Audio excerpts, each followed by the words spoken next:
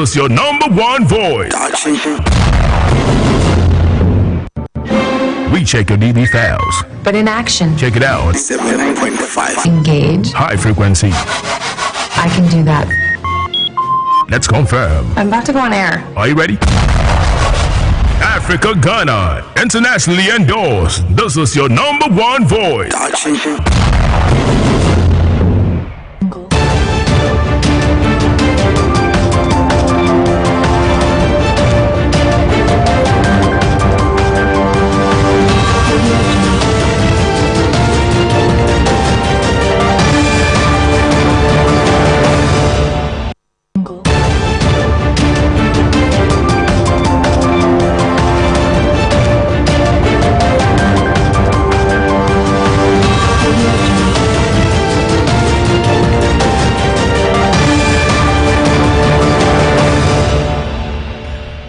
Prabhu atabra susia transe na fawia prabtu akan kasemo ya chiri Ghana mantam du so nyina ya semu fo so transe aso so kroje so dukom so de ba so se wi prabtu akan kasemo that 97.5 FM so kasemo yi de bedi makotene ebinie na sisa ye nwan makada wade fo ya nyamia ya dom yadi wa mebel akọ aya masawa jemso mo behwe na wa wonto to ye timi akoso no ana yero Ibrahim akasa chemse yehwe asie betimi aboa na nyama koyie na obabo asem no akoso we kwantempo awodo so wode manya for Canada akopra kwa Japan wono agina sa makfrankatuni ye ma NPP ozuko kwa manyoko no wode nsama tudwa chemu sa delegate chemu hwa to abama no na wo bedu aman so ayepo no se wo se faso bi enu so obesi hotel e opo no finfin anya na ayama mesara Joseph wa baba kasa pop na watamu se wanu munhwaye na obi anto aba fa ma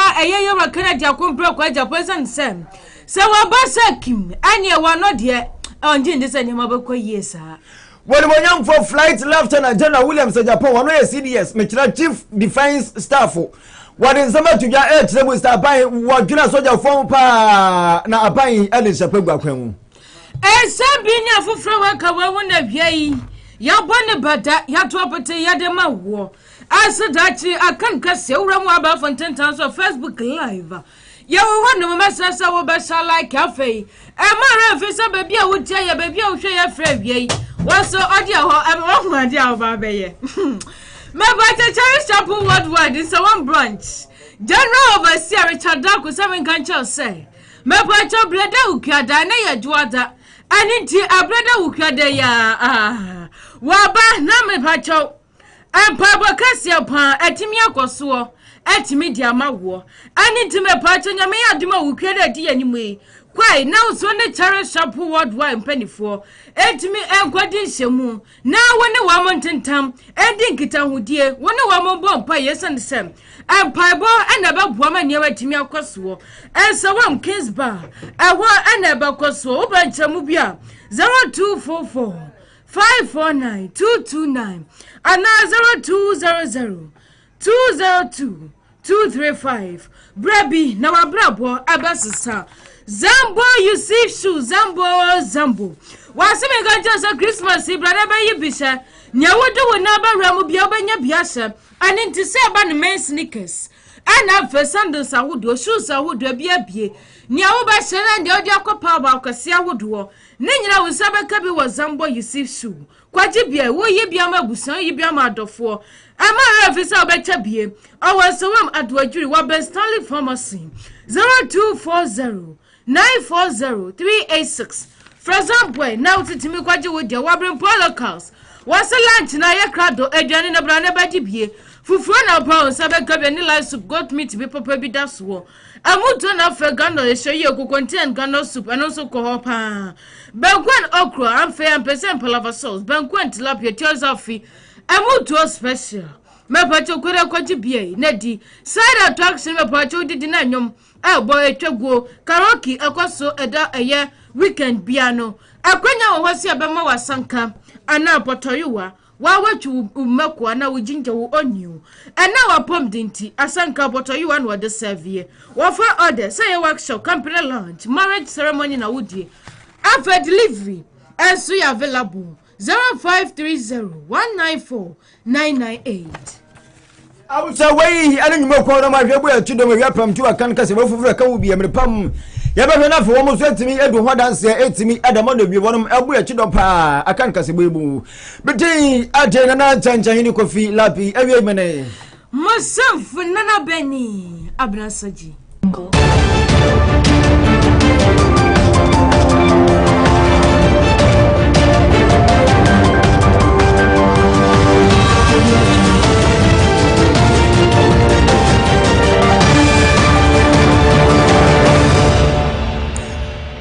I was saying, Sabana say, I'm from when I said for the young for Canada, compare what Japan can be joining. Adma this year, one of our sisters about 2 to say what company for no maturity. Suddenly get time to us, so Bastana Bay, I think you know, and I don't know what you can go to make an people name up Waco Day. As what you did to me, I did my NPP was go come on you could know. And I will pay you so I want to plan some work every day, come out to do and will ye.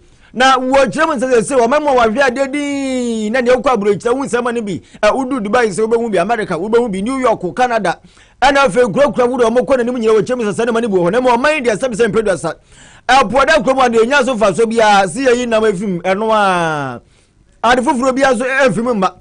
What penny attempts as Nakupa at home, now we have brought more. Now, penny for delegates 40 me pound so many MP among your queen in Manafe. Now go on sign out, do my film, you don't know what you're going to about trade.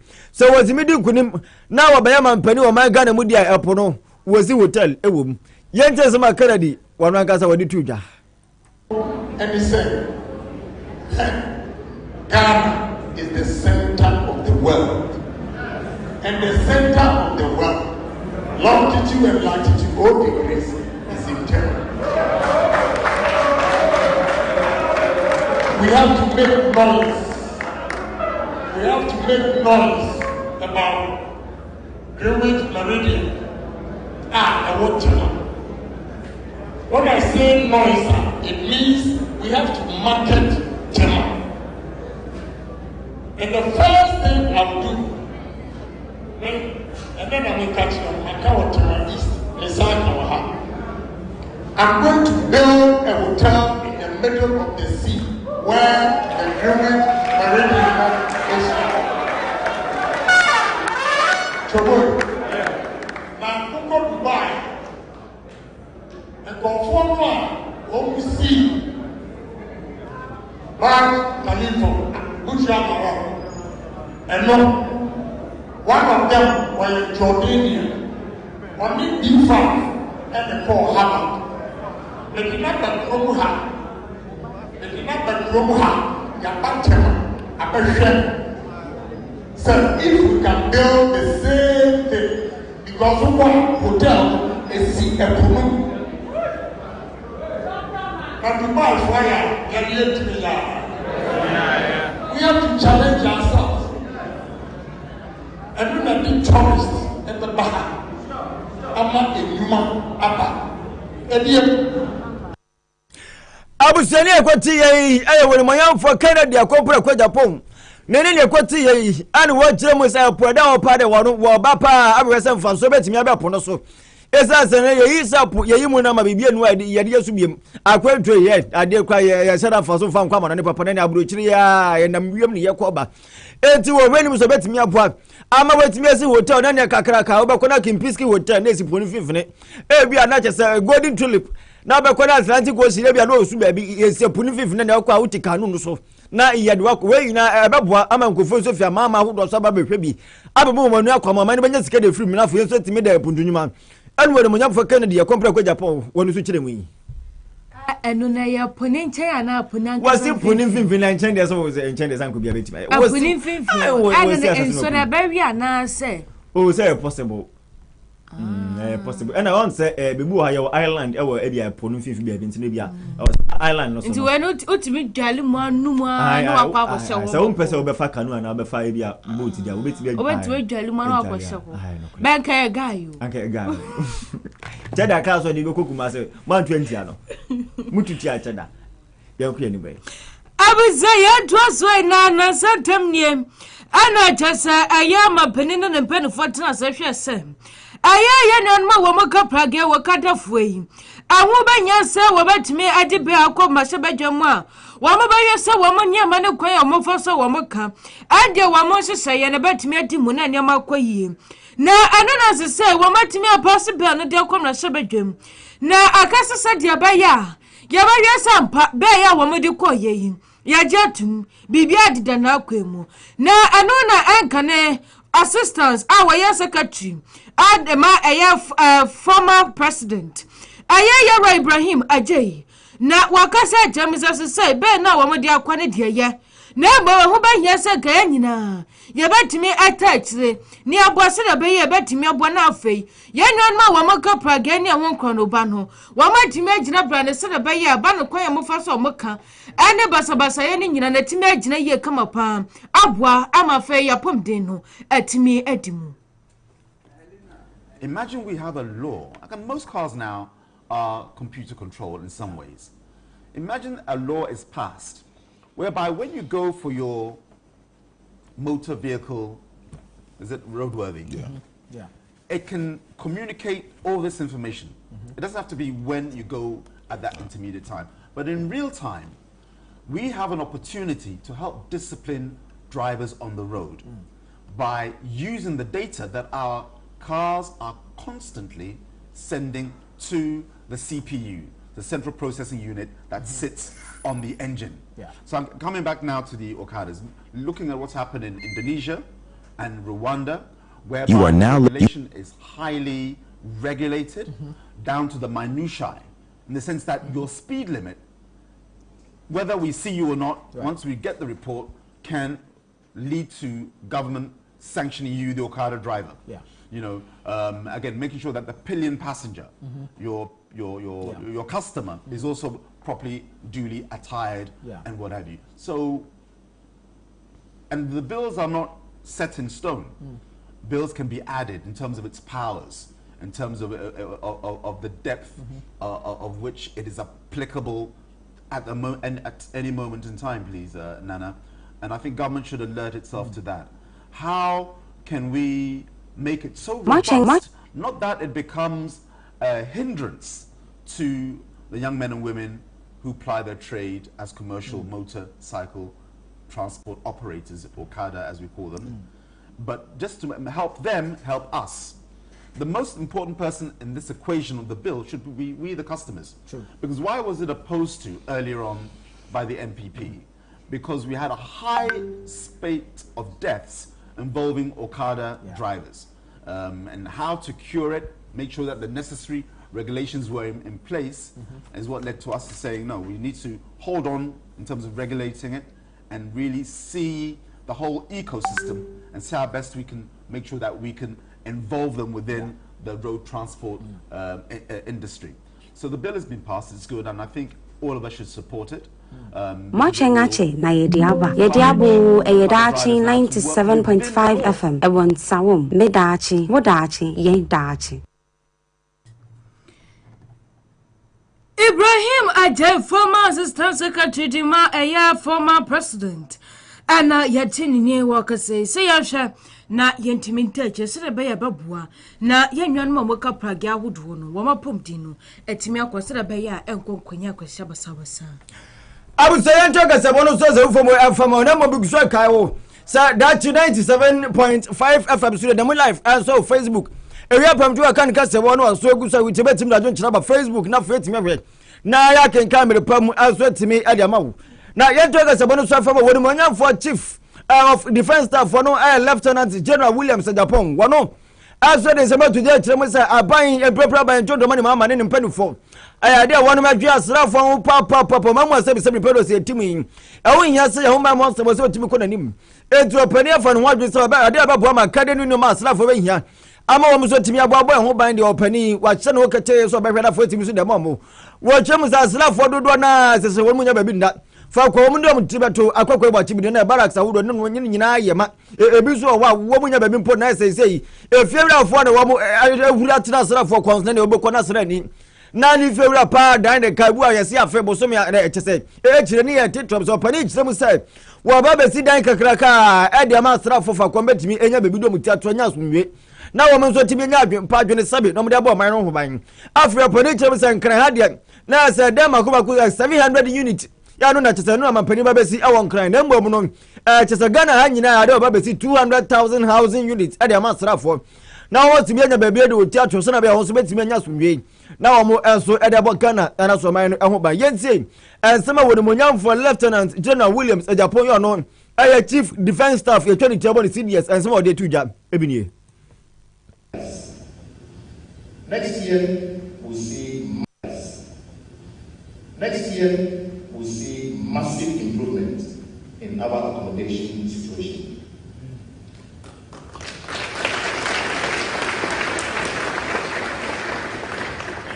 Government has sanctioned arrangements that will see the rollout of over 2,000 housing units across all garrisons.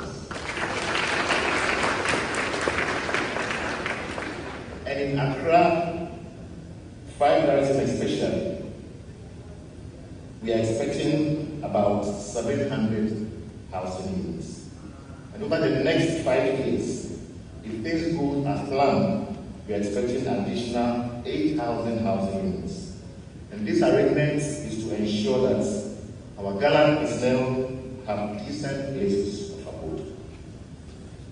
His Excellency, the President, has also sanctioned a road tooling package that will see major platforms added to our stock.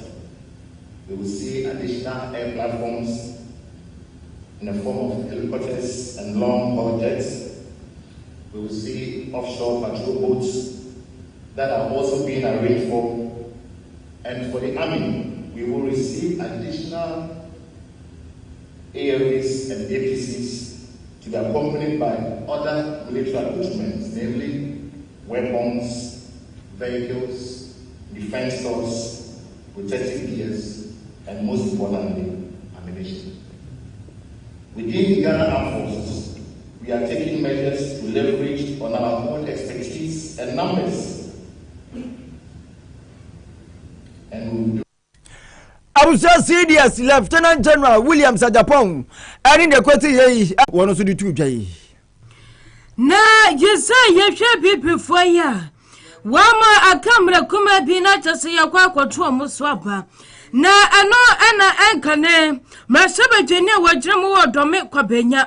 Ma mesara ajuasafo na wakasa jamza emre ya yewamu die aya Dr. Alhaji Mamadou Bawumia aya namre ne yewamu aninti no wakacha obiasa se wo kwa akoto aba ni titi ni delegate fonaza ne sanje kura na afu ade yakuku ne de ahwefom ne ewramu wa afimpini ne adono ensen mu ne wasresa Wabiara so batu abana wabatu ade ama yera Dr. Alhaji Mamadou Bawumia wasaso susu pika ni biam srem se yahwe eye yera Kennedy akompre kwa Japan wa mobia ha ne ho na wakwa kwoto aba ade amano na sesei abatu ne yenya family and friends biom se waye mabusia so waye madamfo yenya biom wase esane se yeye bi na yeye na ba ya mbambe ya hwe aninti ni sesei no emre ni wase ababa so ni aye abusia ni aye endafofo ne sa niama no wonu waka Kennedy akompre kwa Japan ni mne pa se de no so kompre kunim ne no na mom wonu nya ebabua amani amadimi akoye pa de aye yera Dr. Alhaji Mamadou Bawumia Mesi emre edu na edu ama wai Dr. Mamadou Bawumia mi kamotro ena mi KASE bi na to bi ati me ye politician ena honorable Kennedy Japan oye politician kugudu minim sa delegates bebre wa ha wukunu eye polling station executive ena wo yire enso ye polling station executive mesrawo obi ankura na dwen wo politics mu obi ankura na dwen iti honorable Ken kura na dwen okura ni ambition meso mi kura ma dwen meso mi ye manyosem na manyosem na obi a eye no obi akọ baby ane ho be dey bese dey obi akọ baby ane ho be dey Dr. Boache kasa o kan sembi maintain honorable Kennedy Japan menene wo mba pore ahofefo mienu Bemu abako and Obabako. It's maintain Honorable Kennedy Japan. But and your family and friends and I hear you.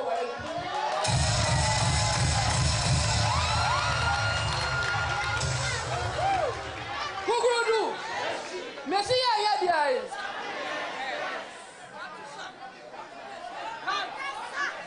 If you're not Yabano, who could do?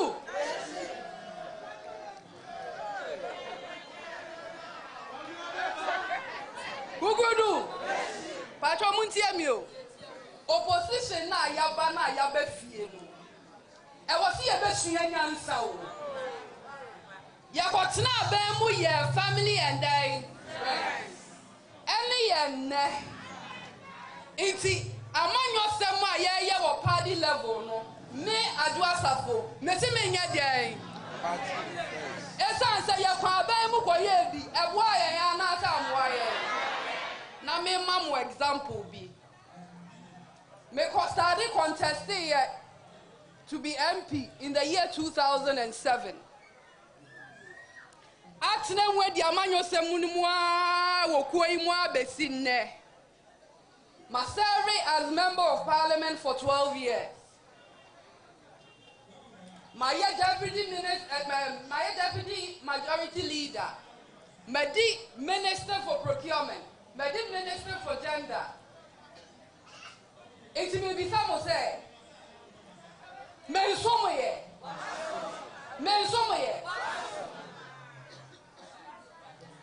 And honorable Canada Japan so I am dear. Meboa. Menka say ono na ebefa. Na mom ye assume say wafa. Na wakotena Jubilee House. Na mimi CV eda ho. Ya ka CV ya so nkopa adwuma. Na monhwe adwuma amaye.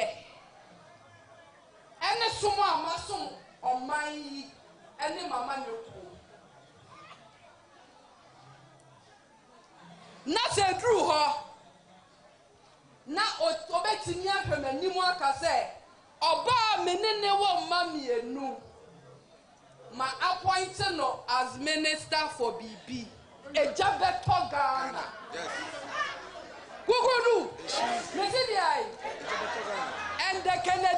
You're listening to Daakye 97.5 FM. Into my political career is at stake. My future is at stake. And my future is with Dr. Alhaji Mahmoud.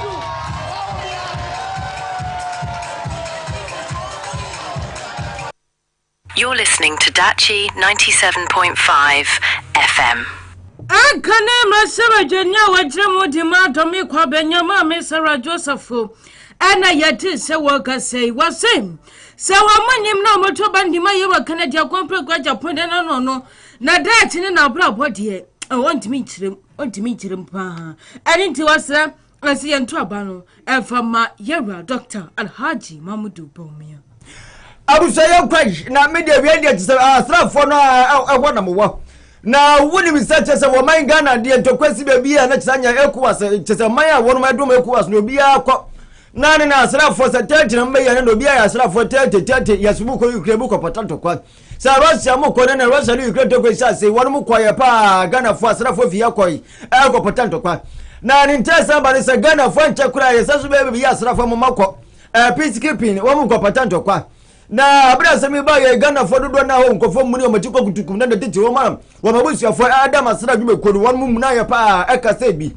na won mu chem se peacekeeping na mo kwa aban anaso UN awosika bi adema asra fo yi se na be ye ne wo ba ko na bibi control abusu afo betime bibi kakra potwe na mo so timi akọ manim uko ba so de na wosika enie na watimi de project bi akọ anim enso abrabom na sika na no ana chesempani fo ekire mu ayawore monyamfo ma me wano aya captain Naval Veronica Ajo Ahi wano ya deputy public relation officer me chono okasa adema asre kuo no ani wo kire mu say UN sika mo de ba aya $35 na ni asre ni ba kubia adaba kubia wo be ko peacekeeping no $35 within a day na mo say $35 na ba Ghana ban amamu aye wo mo nya $46 a day na Ghana ban ama mu $35 eti nkofo wo na me ka search se sika be fi UN na bana ban agye ya farmers draft on wo chemse control bibia seni ho UN sika wo de ba $46 per day eno na sra ni bi enya na ban aso ji sika no ne ama sra ni $35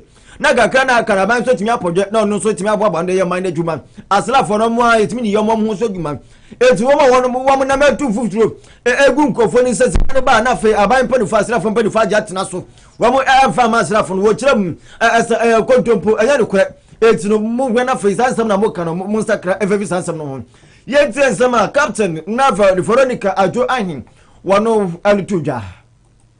The UN pays an average of 46. You're listening to Daakye 97.5 FM. The government pays 35 out of the 46 per day for every soldier. The difference of $11 is used to support troops as follows.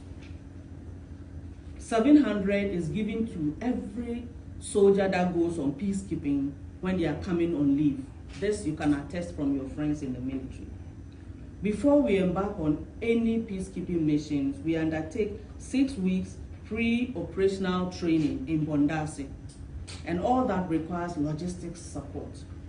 We also make provisions for in the mission areas such as internet, troops welfare. We have during festivities like the Christmas, for instance, there are programs that the battalions undergo, and they are funded from home government. We also send delegations. You're listening to Daakye 97.5 FM. Send delegation from Ghana to all the missions, and the aim is to give personnel morale that command is interested in what they have done, and also to let them know that we are following their tracks. And if you've gone on mission before, whenever you see the delegation, you are very much excited.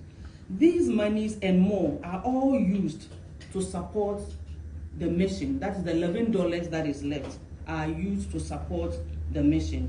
And so indeed, the Ghana government adds up additional funding to support all these activities and ensure troops' safety, welfare, and comfort before, during, and in the mission. So the facts of in conclusion, the facts of how much the UN pays are available online. From here, you can all go and check. Is around $1,428 per month, and that adds up to $46 a day. It's available for all to verify. We therefore wish to state emphatically that the purported story of UN paying anything more than $46 is mischievous and a plot to incite troops. This must be rejected by all meaning Ghanaians. I believe that any well-meaning journalist that wants to know how much is paid should be able to go online and Google. Just simple Google, you get it. You're listening to Daakye 97.5 FM. Fight the troops against command. And when our military abo na kwa kubabo kwanum ani ageno ani ekotu ye aya captain Nava Veronica Ajo anyi kan di ho wano ana kasade ma asira dwume kono ani atese wo chense musa United Nations na UN wanum sika wo mo adima asira for the day bia wo peacekeeping wunya $46 no sika UN ade bantima mo nam say sika UN de ba eburu sa $46 ne mo aban pon for Jesus kai international wo chense nya ne kura da mo tu futu de Ghana foni ana fe yansa ntwofo ye ne pa fifimu eti asema wo KASE3 say ya boada na ne online so yanko bibi egu otimi kogbo a na ne kwaseti kogogoro na kona ko be hu bi na wo kasa batimi ate wo ase ntine nsama ya na ma ya tete ye bi nsu kasa sazika wo mo adema srafo eburu no wo chemsa nya sa ene no so ete captain ene wo no so ache ni nsemi kana wona so dachi sha anka wi apramto ba kan kasiye ena ye hwede go diama wo ye obi a wo pastor wana so so arenti ediadi wujumedie bia se eye boutique na restaurant jumedie bia obaso ofende bia no ba bia won so de ho eye kama aninti jumedie bia odibedi bia no eho ensbetimi abwe wa mafrem wan galance wom 0244 063 917 na ya to so de komia kwa ye se o memu hai bebre na jese boss bo ejem se ye hwesaniam aye economy yesika semeso to ape e wo mamu hanom se no bebre na de subo ne bo enkane pipia manyoko no ana fe mampani abade akire enkane Dr. Haji Mamudu Baumia na anona enkane mrashaba dwene ajemodi madome kwabenya ma me honabo Sarah Adjosafo okasa no ajem se adenti nnambo dodo na kasa kire mu se sanya nyama siko ana yesika sem to ape ewan pipi mres no adenti na wamudi subo no nyina ebo Dr. Haji Mamudu Baumia anya bia no yosefo we yesika samso ana se no na hwehwe asese Ghana yesika sem na betima yesebetima kwasi ana wajam se dabi wamunje sa kwadu ni sa subo na wamode bo na esense wono no onyo yosefo hwe yesika samso Dr. Mamudu Baumia no your finance minister. You're listening to Daakye 97.5 FM. Yanti abamu na ya MP speaker said, "Send your speaker say mu airport enko yiye. Iti yama your finance minister on kwatrasi yama ne kwatrasi. When jijana wi ansa ne yama na kofie. Na we ye this one Dr. Mamudu Baumia. We ye late. Now wo master trika na. Wo ti be kwa wo master to nchai e kwa trika no. No kura ni yankantia na ya niama basa ya kasa yentie pension for ani ya sa ko bo mutike mu niama bebre na ma 2024 ya losing elections enya one individual enya Dr. Mamudu Baumia na ye bibia na ya ho aye Ghana fo ehi esa se no mo kasa ye dey ti ye enkane masha jenia wajemo ti madobi kwabenya honabu Sarah Adwosafo ane yete se waka say senya kwadu ne samne se bano munjai ezan se sabre no na yera Dr. Haji Mamudu Baumia no onye osafo hwe sika samso anenti economy ne sana na sika ne nkwaye ne nyina no yenja se de kwadu ne bomma no na mom kianeke afi pirinya do no nsia ana afi bapambo so mene da to so de saba kona die delegate nhwe si ebeyi doctor aba abuso yenko waga wuli ne ko pedani bi ni wu engu yabo na yenya wade sa so fanya dum waga wuli se blase sei aduane na ya brati ayakrado aduane wu pa bia wo banya bi waga wuli kitchen na so ebenku ni chese nkuruma kwan pa wo ko se tienie emunam kakre kuto shan hu bia me patoko na wo so ko pa bi die fufuo na fe lai so pusika so ata so bia wo banya fufuo di na watimi afan kwan ama so mo timi yedu na me pato wo mu awo chese sawam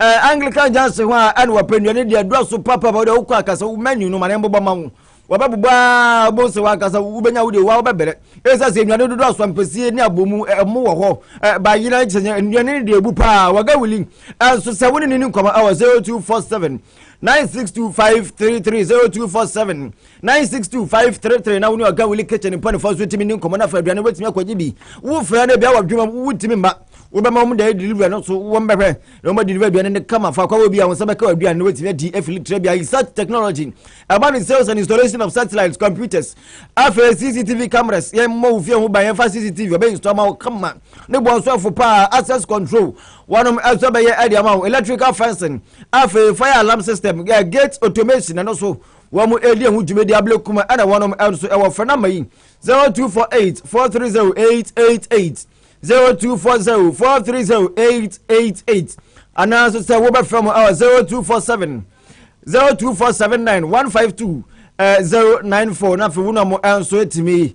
ati enkomo research technology urban installation and afei say yanton electrical fence and satellite formal do mbepe na fisa djuma no wonom answer etimi adi edemawo ya traga sabano so afom wono mo nyafo keti yamon ankane wono ayaso afo no trade and afei ministry ano na wade zama tuja chire mu se enkoma ekoso se eyekpanda wiwa na batwe ababa so no wande uwochem se enya de beba so da esa se wode manyafo matunyinam wade zana kopem out supreme court se court kuba tantimi wena fo nke bi mano sansenseman tamale high court ani ni je na ni nyaho eti wa tabira samni check da bank crime aya supreme court se won hwena fa sa no wotimi enhwe na wodo men kapa se no pumesi bia no and one abu keti ya managina so watch him say nya dia supreme court so be mistake aka se da bi woman be koso one day we did pass when Moyan format to Yinam one and about cost I am a silver journey and my this one as our pandai about to be so get him on this one the tutor. Ebony.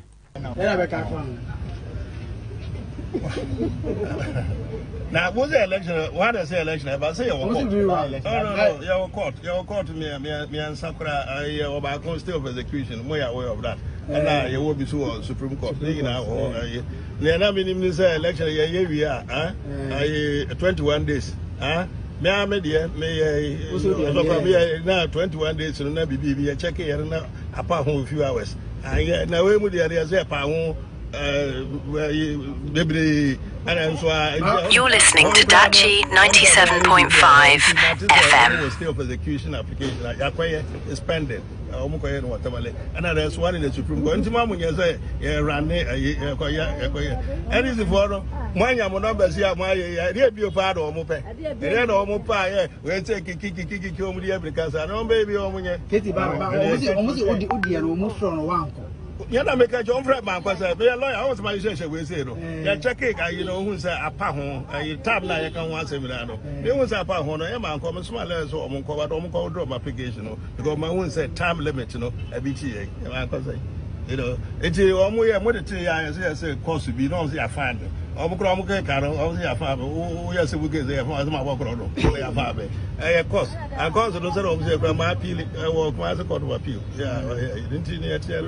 It went, yeah, come away, yeah, still execution, near Supreme Court. Nayako has a smart, you know, court, no high court, the car said, no cry. It is more free Markum Grassi, a quarry run, you have quarry run or panda. You're listening to Daakye 97.5 FM. I mean, have you heard what I've told you? My mother, the legal point in this, if it really was out of time, it was out of time. You know, what transfer. It you know say, son, yeah, then we'll get the stay of execution, and then of course the Supreme Court would also do it way. I'm clear, says I know my information, my you say that pound technically a pound. I was a wonderful cat here, and then some new Achemupa was it right? No more about one is about to be Baswak and Emerson, and Rich come home. It's as a dear penny for Falia appeal, Ewokumasi. As some corona as also for the about Ghana court to Kuba Supreme Court from Mumpa, some of Pumasibre. And Timor Monama Modem when I Panadu and Ever Cost was every and another Mr. Crabacoso. Get Yamon, watching him. I said about to an Yambas. Was it number one is about to be bus? One catch of that. Now they quote the buy and then one tiana. And that's what in a moment find us. Quite the summit to cut us. No more young faculties of no or find us. And they say someone file for appeal. Until I say appeal, no some paying a resource and if you appeal to Haba. And I same cross answer Supreme Court. Into the Supreme Court, or more GDC Supreme Court, they can as a man. Now, Unjin this set near Moye. Now, my and so rerun Biancos, Nature Cobasua. Sending you in the commentary. Boysiaco. I didn't charge it. And yan told you Roma Praga for any side and another Yansam Ketua. Now, another deputy CEO, our no Edema Air Forest Commission. Wababa Casa. Now, Wakasa the White Chamisa, Wakada Fway, yea, Wakada Fway. Say, Yamaya, do, Mampany, His Excellency. John Dramani Mahama Nebasa was say, you know, what this so pepe. No, mum, what's that say? Say, woman, I found Crawford. Now, I do more baby, a woman cannot move in say. Passengers now, woman for woman, woman qua, as a woman same. I need to woman your son back to me, about woman who by ye, Nanya met me and so edim. So I am looking forward to. You're listening to Daakye 97.5 FM. You would agree with me. We've sat on some motorbikes, and trust me, the air that blows to your nostrils from some is not. So there are little and petty things that they now need to take seriously. Form unions, go through regular training, understand the need to be disciplined and patient on the road, respect for the regulations or the traffic signs and all of that. And know that the person you are carrying at your back is the reason you are in business and the reason you are moving, not because you want to rush there and come back again. Because this has been the case even with our vehicular transport system. Passengers sit in a vehicle, the driver is overspeeding, overtaking, and they are all, some are smiling and loving it. He does a risky one, then they all say, Radhi, Jesus. Then they don't tell him anything until the inevitable happens before they now either perish or become maimed or affected. You're listening to Daakye 97.5 FM. It is well thought through. We will still need to keep polishing it when we roll it out in order to ensure some key discipline.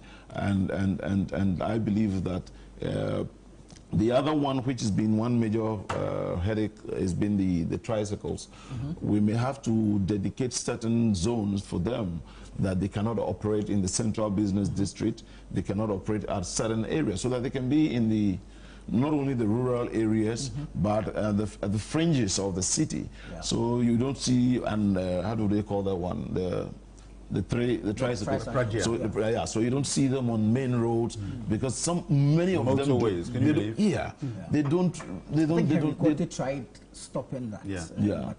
We need to have the discipline to be able to so when they have an association, then now you can meet them and explain to them well why you can't go here, why you can't do this, and I'm sure that will be a proper understanding. You're listening to Daakye 97.5 FM. Deputy CEO Dema Forest Commission, Dr. Alikim Kotoku Anayatinini, says Okada for Bragafwe, Mabasha Nanyabim, Anintiasra, so what for passenger Bia can no one say, what in the Bakwa draw some dream, now Fabasabasa Yabia, Empa, Americano so, no matter Sonia Butre, Ediaco. Abu said that's all live. Our Facebook and our Facebook for the Mayo Slope. When I don't change, I'm of Ambalat.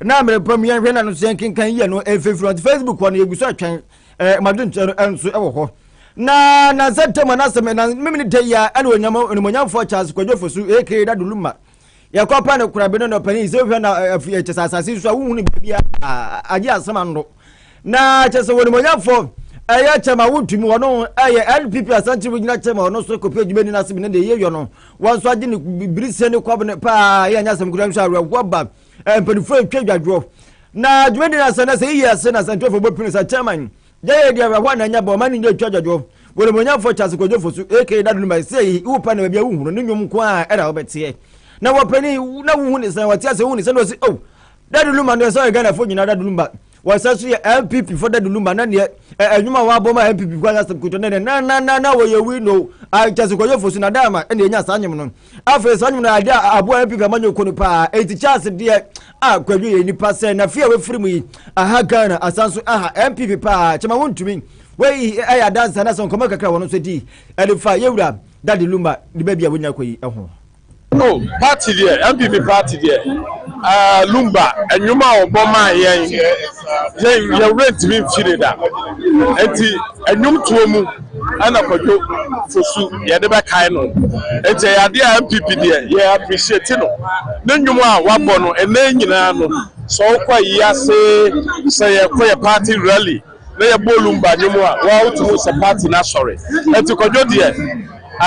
Ya wo no a ya wo no de ma MPP na wo ya MPP ni eto obia no ru se oka ye ho enti abusua ne MPP nyina no ya de ne nwom no be ya ka dum ya de aka no ti ewura mfi no ba bia MPP wo bia ne babo ko do fusu no ya de aka no da bia na de na mabulu so free that is aya de suade akase emre anya ya dia ene dia ya wo kwam na no da ya no enche bia na lumba ke na so na lumba ke listening to Daakye 97.5 I was so maye on kwan ene ade a ehu hia ye eti enim se said the lumba buy or then what to or no dear sempa now to you papa and the my and the tree almost one more who or the tree so any of them have blue zoning answer by the Munyamas, the Mishra. I was only a quantity. I would monyan for Bernard and Tribos Taco. I NPP Asante regional chairman and in a quantity and watch him say, Emopa Quadra Qua work the Ghana strategy and people so like the pa. Yes, I said, Wuma Penny Boma NPP. What will rally be as over Montromana Nakufado, Esanya Nakufado Negina near Boss Anime. It will change a Quadia Ghana hwira de pa chema wontumi den samo no so de tudwa ebi no Nyakopon kuswana onfa daddy kra onfa de kra si pa na daddy de honestly Ghana hwira de a big blue at the moment na nyom de yentimi njaibo ntwemu so da David on say wono no ni jemu a daddy lu manyum wo eba se wonya wodofo bi na wono timani daddy lu mawo eba eyiase a daddy lu mawo aye frase chese babia o shemu bi aye babia political so the gospel kakra so be wo mu but the gospel nyina ebulem the gospel ku bi kwa ba Ghana fo anto ela was and the dani mu no high life ne de and moto tie and you matie we legend asemu afu ya hwe ade o ya hwe ade papa na yema nyina ho yakọ na yema busuan so yakọ na yanko franco take na ene de yanko pa esane se enes wantimi anya wires papa betimi aboa o ama nyama koye na ba ne sana ya na etosini ene ntime pacho franco take seme kanjo se wie fa ho beda wonen say your house wiring fort dressing poor works domestic and commercial wiring ne nyina wo behwe aban electrical works ne dia eno ne franco take electricals company for hoda wana no matimi abo amani amakoye pa na ade ba koye na ye manage kase pa na sem se ebia na o wires no fort bi wom na ha dwene a wo ba hwa babia se tokrom kro ba hu ayi atimi aso ano ade amawo wo ye MP anasemans ne kra chidisi yi na wo pese wo ntwen kane akọ mpotemu a wo community ana area to se franco tech for wababa ba timi de wudwuma de kama party amawo ano no bibia ebedem wo wanso wom from Mr. Francis I was 0505 566 529 and now 0543 464 680 for Franco Tech for what's the word papa Abagana Hesa Company Limited me pacho fa wonso no ebeda wone wo behwe timi abodi hu dwumadie enso timi dia mabakwa kwresa nkratasam bibia dimu anse na obo hu dawuru atimi dia ma enti bibia balance ase few shop die eno ne Hesa Company Limited woni wo mundi so 0549 722 Dama Community School so what to nsa dia fra wo sa abana se wo mo fra na dachi betime wi dachi ye party a eno ne Dama Community School ICT Center wo wa de chomo fana die school buses wo wa abobo ma mo fana nya fana de ne kwakwata moto so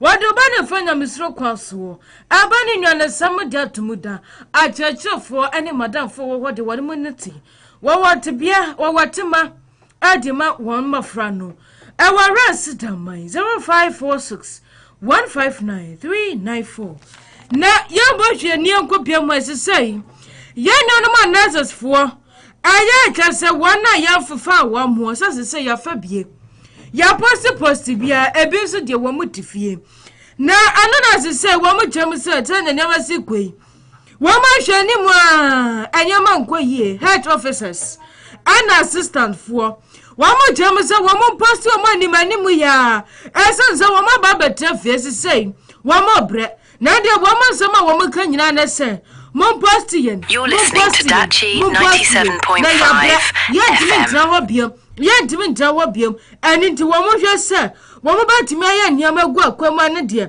wamo di kopiamo ewo eye Flaster House a wamo ye wo ye kire ede ama eye mpanifuo ase wamo hwe na animanimu ya wamunya bibi emfa homa won. If you say you're not giving up on what exactly? Oh, my brother, you can imagine. We've been to school for how many good years? And we completed since 2021, and we are still in the house. Oh, we are not giving up. We want to be posted. We want to be posted. Imagine, I'm in my 30s, and in my 30s, how many years do I still have to wait before I'll go on retirement? Until now, I'm still in the house. My parents, are they saying that the school, the fees that we paid, we should have used it for business? Or are they saying that we shouldn't go to school as they are pushing for free education and other stuff? So are they pushing them to come and be choked and left in the house? Please, we are tired. We are begging you. We are tired. Please, post us. Please, we are begging you. Post us now. Daakye 97.5 FM.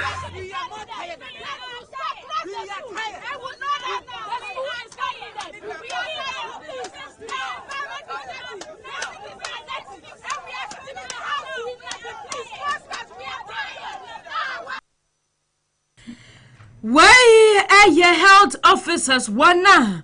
Yama wama jumaye. Na wama kwa school. Akwa siya pomdi hunim enim die. Na wapesa wambe ya nurses ni a doctor kesiye. Na yamfa wamuno. Ana wamu chemu se.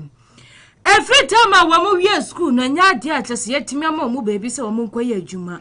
Na wusha ukwa Facebook nuswa. Wusha mami achasi na ni abra wakasa nyo chemu se.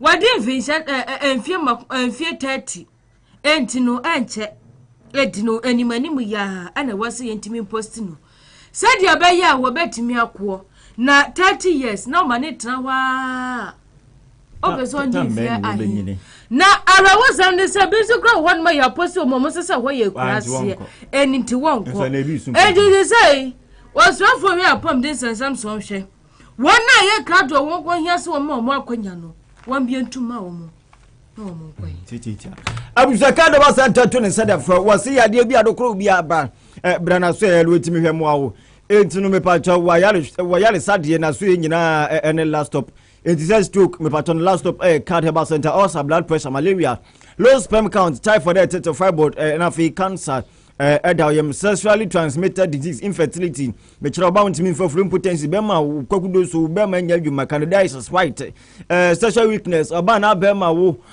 modimo from pam asthma tetewo ana pile me pato from 0596 397 600 0596 397 600 and also be from 24 0200 004697 afi so be fresh 0591950825 na fe woni card ba center 24 and so it me edin come HS job center was na beje adwuma so na kache international we company and we are individual me chan kran kran adwuma ya friend number 0531 9674999 0531 9674999 na fe woni HS job center 24 so me any ankomo ke so pass family ento was we ni pe tukwan akọ Dubai akọ adwuma 2 years contract okọ akọ sign na wapeka krede wu kutuku mu ya plumber na wuti mu ya painter na wunu aba me bu papa bi oruso ni bi mason ni we driver ni we carpenter ni we hairdresser ana se me pato we baba mpo a me pato fa na me na fe oni perform so ntimi eni kuma sanse ye prenkofo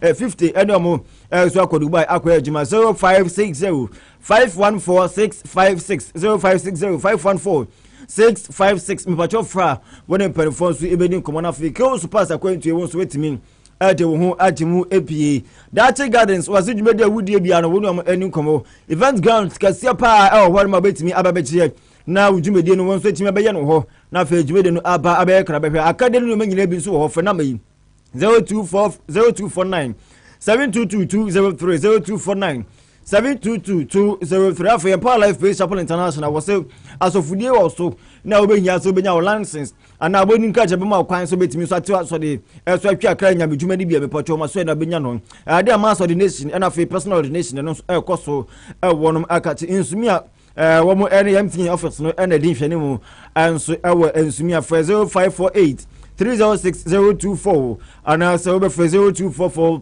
364545 na when Empire Life Praise Chapel International mpedifon so etimi edi enkomo ebu ho beto ana na memfa Facebook message no nto aso na yenko ene okay yenwuro mu Facebook na fa yafa messages ni bi and so emfa ento aso piaga enso no ewo Facebook no so na wose piaga wose omanebo am ene omanebo am no person won twire ai omanebo am please don't go and sleep don't go and sleep rest visit them one by one ni message dem nshada antiasu one visit one afia kunadu mo ediri ya me pa afia hot lips kunadu ai enye hot lips ketwa na one also as the best in news always and also what the media our friend official one also say more fire one also at the aba Pedro Madina Cruz one also was in live every Indianapolis then also Johnson Kesme Johnson dey Kumase one also media one also dey buy and so I don't know it's and one on your face na ye fe ya pam to aka no kaseboni nyina and so na ye fa insie ya sore so akona fe wa sore mara dwume de na dwada wɔn nso apa abe etwa so bidin ede nana nkyɛnkyɛn hene kofi lapi awie mene nana bani abena soji abusa yakɔ yasɔre so afei na medika de tudwa na ne ewuso etumi ana fin shaba Charles eba na mo do so na magimidi no aba abetwa so Hey, me run on the whole ram with the nurse accommodate.